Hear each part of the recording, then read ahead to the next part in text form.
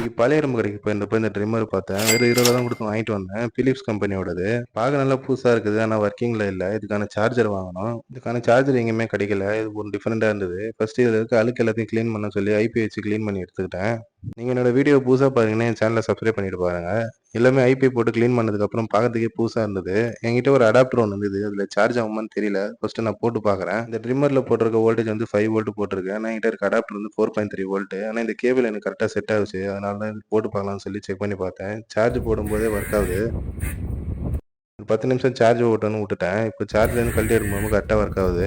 மேல இருக்க கேப்லாம் மாட்டிட்டு செக் பண்ணி பார்த்தேன். கரெக்ட்டா ஒர்க் ஆயிட்டு இருக்கு. ரூ. 20க்கு இந்த ட்ரிம்மர் ஒர்த்தான்னு சொல்லி கமெண்ட் பண்ணுங்க. என்கிட்ட இன்னொரு ட்ரிம்மர் இருக்கு. இது ஒரு எம்ஐயோட ட்ரிம்மரு.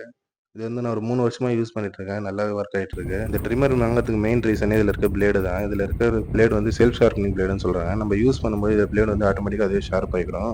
இந்த 2 ட்ரிம்மரோட லிங்க் நான் மேல குடுத்துருக்கேன். உங்களுக்கு தேவைப்பட்டுச்சுன்னா வாங்கிக்கோங்க. இந்த வீடியோ பிடிச்சிருந்தா சப்ஸ்கிரைப் பண்ணி மறக்காம லைக் பண்ணிக்கோங்க.